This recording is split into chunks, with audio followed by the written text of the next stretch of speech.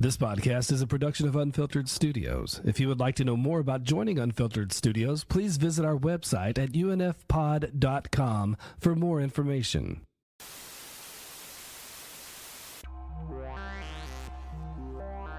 We mixed, we loaded it, we edited. Sometimes we get so deep into conversation that we have separate segments worthy of their own place in the sun.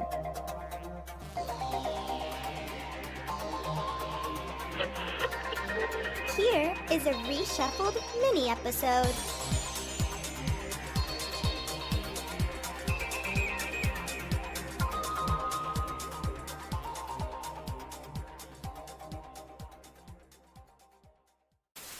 So, if you had to bring up our favorite Arnold movies, I got to ask you about a few select ones where, yes, he's Conan the Barbarian. Yes, he's all the different Terminators.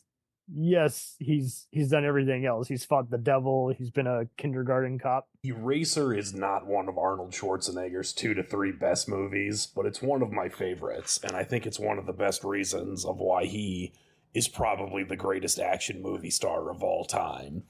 Eraser, for almost any other action movie actor, would be, if not their best, like their second or third best. For a lot of guys, it would be like, oh, this is their third best movie. And it's not in the top 5 for Arnold Schwarzenegger. It's probably 6 or 7. And if Eraser is your 6th or 7th best action movie, you're probably doing pretty well. So that's one of the things I always liked. It's obviously not perfect, but just in terms of like, oh, hey, you know, if you have cable and you're like, this is on TV, it's like, oh, what are we? We're about halfway. Oh, he's about to fight the guys at the zoo, and then the alligator's gonna eat the guy. Oh yeah, I'm definitely watching this part.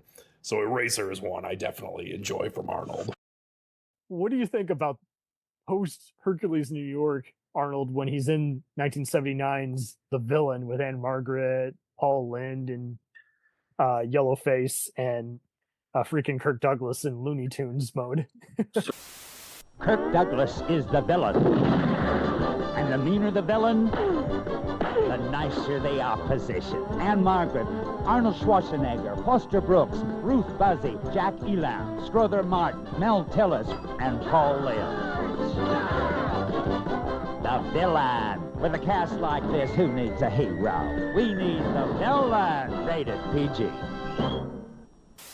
The Villain. The Western movie with Kirk Douglas. He wears that super tight Lone Ranger outfit through the entire movie. Such a wacky movie. It is that, you know what? That is a great term to describe it. Wacky. Certainly before he became a star with Conan. He's not quite there, and I had fun rewatching it. And Kirk Douglas does not seem to be in on the joke that Hal Needham is approaching this like a Looney Tunes live action, you know. I enjoyed it. It's fun, but I'm just saying there's some dull moments in between the fun. Yeah, and it's kind of funny. Arnold Schwarzenegger's playing the good guy, and he's even wearing the white hat and everything. This is before the good morning or shut up, you idiot. I'm trying to remember. They didn't dub over him like they did in New York, did they? Yeah, no dubbing here. So he was all in his element. Hal Needham was comfortable working with them and he wasn't going by Arnold Strong. Yeah. And Anne Margaret is really just having fun flirting with him the whole movie while he's like, hey, lady, how are you? Yeah, Anne Margaret during that time was certainly enough of a reason to watch it. Yeah. Mm-hmm. And so, yeah, if you can get past Paul Lynde pretending to be a Navajo chief, I think you'll have fun with it. But what else? How else would you cast him?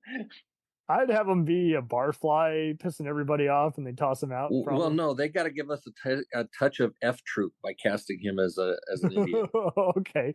He could be a military guy invading the town saying, hey, you. I don't know. Oh, hey, you. Hey, you. Soldier boy, you think you're fancy? it is like a live action Wile E. Coyote and Roadrunner show. Right? Even to the point where at the end of the movie, when the bad guy Jack gets a kiss, he like wahoo, just jumping around like that's what I Daffy Duck. remember the most, is jumping around. Yeah, this was just such a fun movie because as a kid, we didn't have all of the sort, the Predator and all of this stuff. So here's just a huge guy. And I remember seeing this movie, and it had like that whole feel to me where, I mean, Paul Lynn's in it, Ruth Buzzy, even Mel Tillis is in it. So there's a lot of these people there, and then there's this huge guy. And I'm like, oh my God, who is this guy? And so that movie has stuck with me this entire time. And so it had to be mentioned. I will say, I'm not telling anybody to go out and watch this movie. It fits into a very odd shaped hole. And you have to be ready to do it.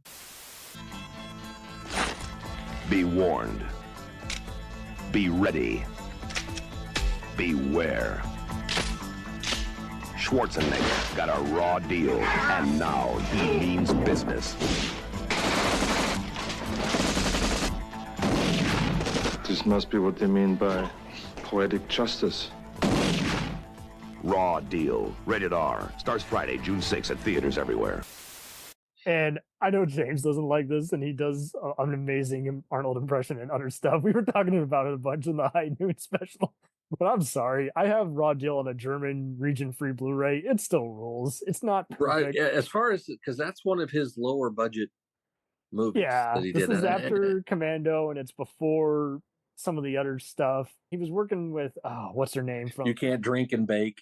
You cannot drink and bake. And it's like, I don't mind how he's playing both the feds and the crooks and the other corrupted guys all for a fool, all while being a sheriff undercover. You're just like, if anyone's going to get his hands dirty, it's this dude. And I don't know what it is. Like, this was a favorite of mine when it would come on Spike TV late at night. I'm just like, there's just like a few F-bombs and maybe a little bit of bloodshed, but you could show it to kids. They'd be fine.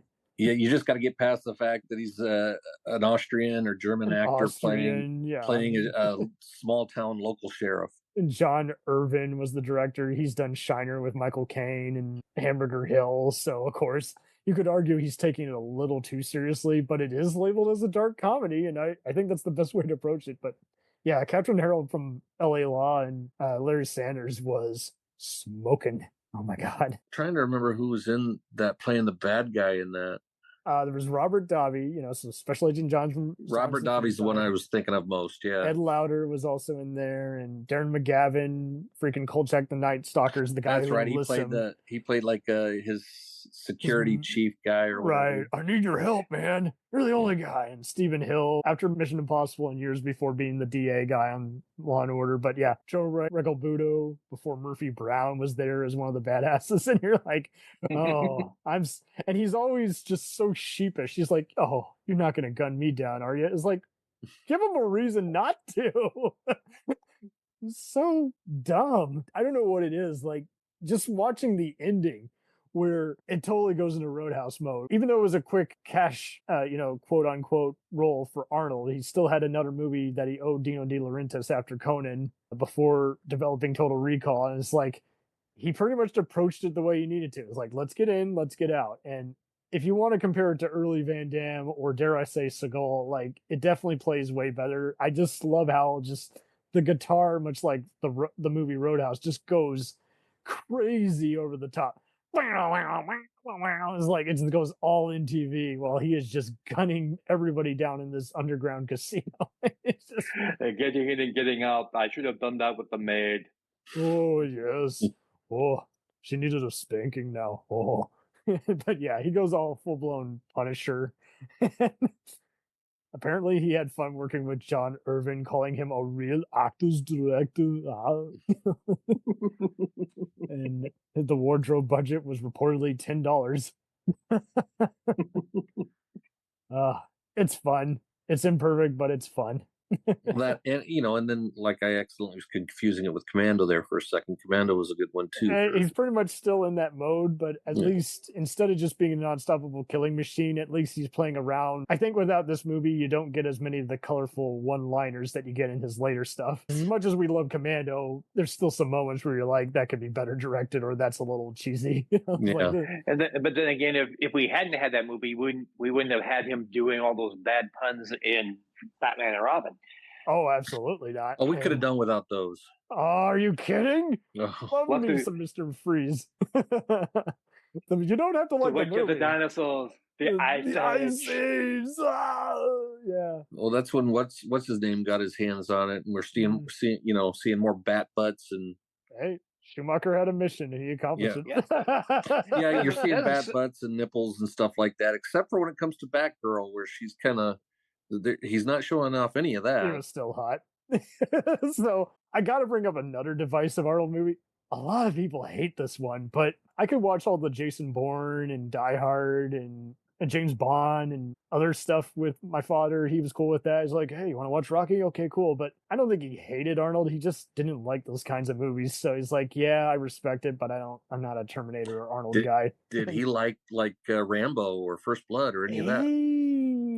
To an extent, like I think in a cartoonish way, he's like, it's fine, but it wasn't really. I think he was more just into Rocky before it became formulaic. Now, don't get me wrong. I think he was more into college comedies, and he's definitely a sports movie guy. So he'll watch The Natural or Bad News Bears for the billionth time. But yeah, my mother was more the Arnold guy. Grandmother, she could only watch something like Twins. She didn't like a lot of that stuff. But again, found him interesting as a person each time he was interviewed on all the talk shows. So it was kind of a Jackie Chan thing where I don't watch all your movies. It's not my thing. There's no winning this argument. But my mother was the go-to. She loved all the Eddie Murphy and Arnold movies and mixed in with all the other just awesome comedies and adventure movies. So, but yeah, Red Heat was one of our favorites. It was just like, yeah.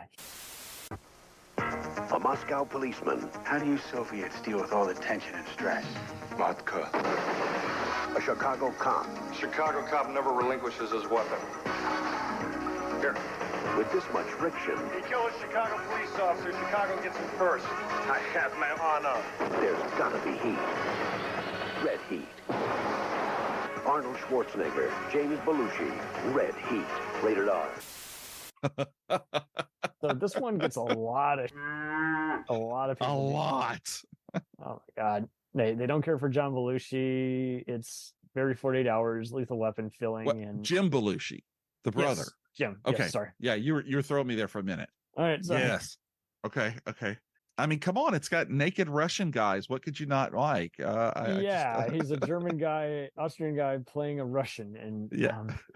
I always used to think it was a Joel Silver movie. I was incorrect, but it was by Walter Hill, and it was for Carolco Pictures before they did Terminator 2. And even though his accent is all over the place, I just dug the whole premise. He's a Russian cop with a cocky Chicago cop, and I like how he's just going after this fugitive on the run. And it was just all the time on USA Network, and I just would get shits and giggles with how they would censor all the butts in the movie with the blurry white.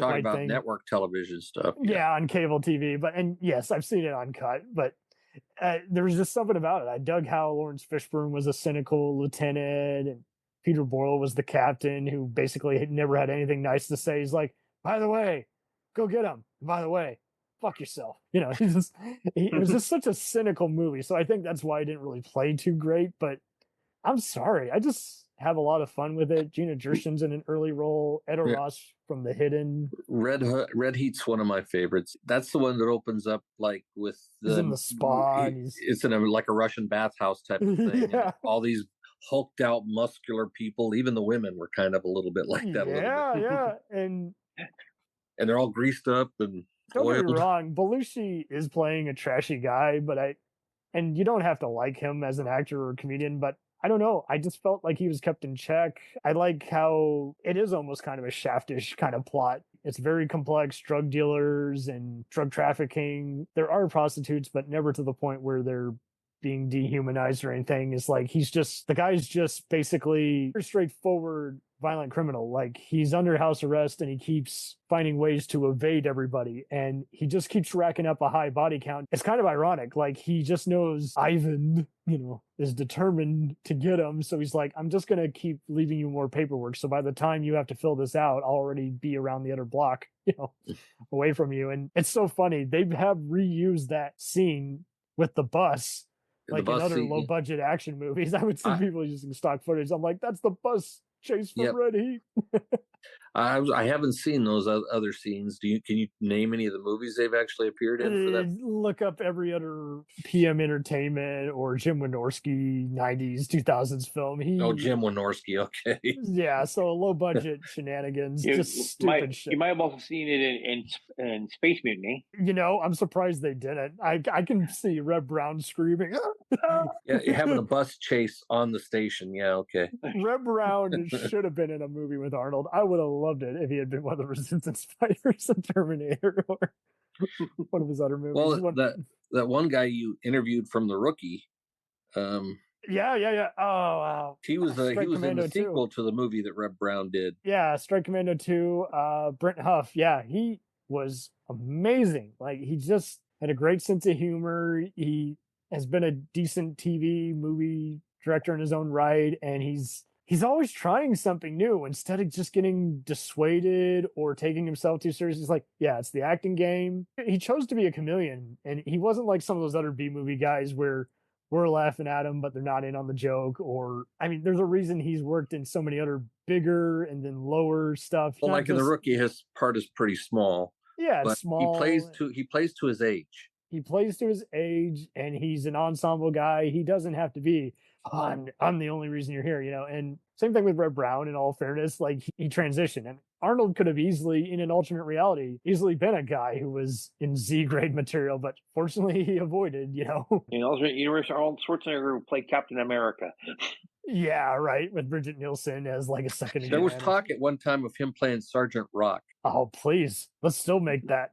I will watch that. Well, but then you'd have to explain in World War II, Sergeant Rock was being played by a German. On the cover! Stop it! No! Yeah, that's what I love too. When he is tackling the guy at the cafe, like it tells me everything I need to know. He goes after a criminal who has like a fake leg and he's smuggling drugs in that prosthetic leg. And he's like, what's inside the cocaine? Could have been Rocket Raccoon, just wanted to take his leg.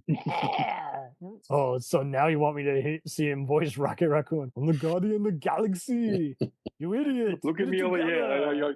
You're not using that eye, are you? I'm surprised they didn't use him for Groot. Well, that's a nothing role. Come on now.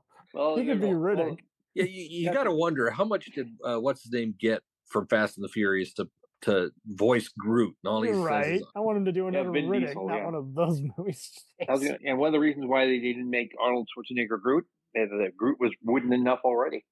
Oh, I made that joke, but you made it better. Yeah, I just have so much fun with this. All the detours, how everyone's just miserable, and yet they're able to make all this miserable just so fascinating and intriguing. His view of American culture. I like those culture clash kind of movies. Yeah. I mean, don't get me wrong. Beverly Hills Cop kind of was just the real just ace in the hole, but that's okay. Not everything has to be like Beverly Hills Cop or Die Hard. Yeah. So I will tell you, I think that's a very interesting choice. I would love to hear more about why it's so high up on your list, because I have seen it. Totally forgot that Lawrence Fishburne was in that. Peter Boyle was in it. Peter Boyle was the captain. Yeah. So what is it about that movie what is it about Ivan Danko that puts it so high? I think he does a decent job with the accent. Obviously, it's not going to fool everyone, but yeah, it's just I love how even at the end. This is technically a goof, but like Commando, it adds to the charm. He's using a 6-shooter and he shoots about 20 shots out of that. But I love. Like you were saying before with Vernon Wells, I really do feel like that actor there, who's played so many different Russians and the Edo Ross guy. Yeah, Edo Ross from The Hidden. Yes. I thought he was really Todd. I liked how even the other witnesses weren't stupid or just. This is the other fun thing. Like in other movies, like Bruce is often having to be charming with the female lead, and Stallone often is basically invincible, and everyone else is just a moving target. And I like how everyone here got some fun time. And again, Fishburne was just hysterical with just his dry, he has nothing at all nice to say. He just wants to like help the attorney's office out with taking down a big Russian coke ring. But just from that very opening scene where you see him in the cafe and he takes apart the criminal's like fake leg made of wood, and he goes cocaine him, and I remember that. There you go. And so again, kind of some people are obviously going to find it just trashy fun, and other people are going to take it straight faced. I still just find the culture clash just very interesting in this. No, I'm with you, man. God, I haven't seen that movie in so long, because that is a strong choice, man. I'm digging that. That's sleeper. Awesome. I can understand everyone hating some of his other ones that are often given mediocre scores. I can understand people being mixed on Collateral Damage and Raw Deal and other ones, but like this one, I was like, but see, he didn't just play a random occupation. He didn't do a Van Damme where he's taking this silly scenario and creating even more plot holes the more he adds detail to it. I just love how they just leap into the frills, and just even the bus alone, where he's like, I'm gonna just keep going after this guy on foot no matter what. I like how it has some of the same tropes you love, and then it avoids some of the other ones. It's not just cut and paste and run and gun, but it's also just it just has some fun surprises along the way. Yes. I think a lot of people are just, I don't know, it's too much testosterone for them, so I think they don't like Jim, so they just throw him under the bus. Yeah. That's not to harp on it, but that's what I love about this show, is that somebody can come on just like this to a movie that it's almost universally panned. Yeah. And it's your favorite, it's like, I love that, because you hear these things. I'd have been surprised if you told me it was like Last Action Hero, because I'd have really wanted to hear. It's another one that's a good point, because that's a specific one that so many seem to vary on too, because people who I think would like it hate it. People who really like it really, really love it. But you don't always see it listed on every top 10 list. It's still, even though it's not as problematic as Hudson Hawk, it just seems to be just another one that, depending on your mileage, some people, I think some people find the kid in that annoying. I my only real complaint about that one is that it just should have been rated R. Oh yeah. So more free. For me, I think one of the redeeming factors, and again, this is not a movie I suggest that you go out and watch, though I think it's streaming again now. I think I just saw not too long ago that it's like on Netflix or Amazon, but it is a meta movie before they even really knew what meta was. I mean, he comes out of the screen, and so he's talking to us directly, and just throwing those one-liners out like, I don't know, like they were Mardi Gras beads or something. It's just anyway. Okay, so here's one that I found myself that I really enjoyed, and this was one of those, I'm going to put it on and watch it, and then I ended up stopping what I was doing to finish it. Wow. The Last Stand. Yeah, that checks out. It's I dig that movie, and I don't know why, but it. Sheriff, we have a situation. I have a dangerous cartel boss heading your way. Boom, boom, boom, boom. He's got an army. I got an idea. Bring everything you got. You never know.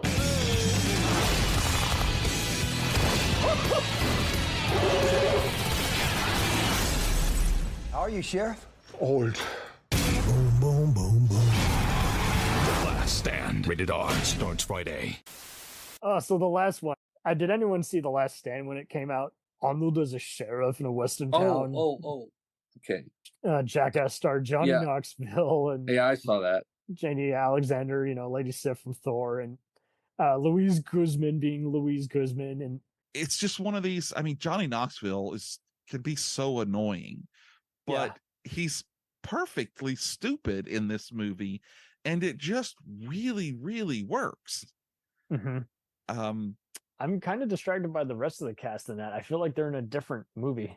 Like Forrest Whitaker should just distracts me because I'm like, what's he doing here in an Arnold movie? Yeah, that's true. That's very true. Like, I was slow to it. I didn't see it right away like all the other comeback movies everyone was making, and it's fun, but it's a very bizarre production. Like, you can tell there's like some reshoot shots versus establishing stuff. Like, the action's fine, it's nothing memorable, but I think that's just it. We were hungry to see Arnold be back kicking ass, and it didn't matter that the plot was kind of whatever.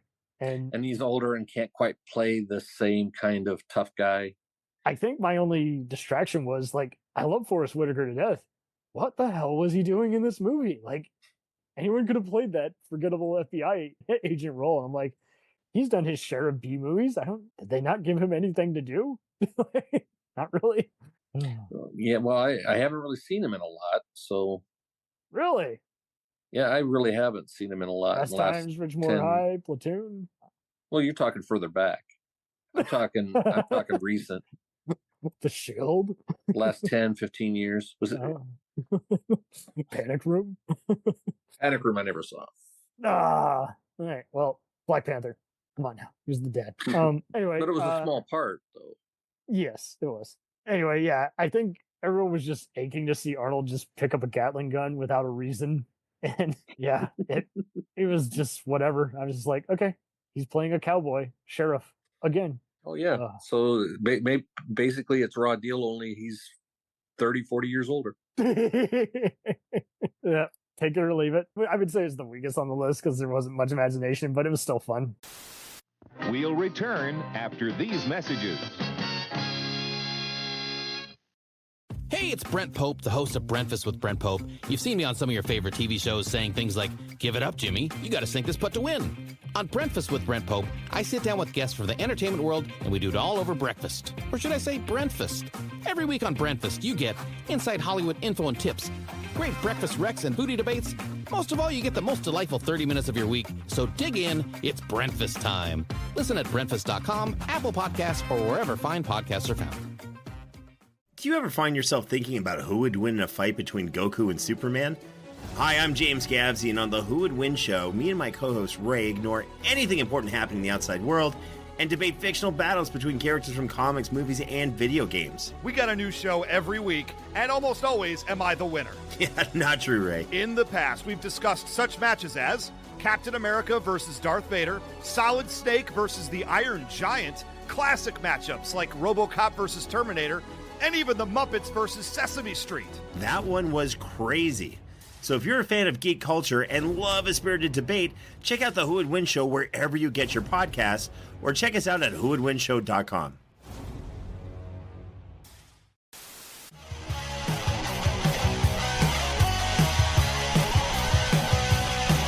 Follow us on the web on Facebook, Twitter, and Instagram. The podcast is available on Podbean, Spotify, iHeartRadio, Anchor, Apple, and anywhere else podcasts are available. Feel free to review our show and leave comments on any of those sites. Thanks a million for listening. It's a jacked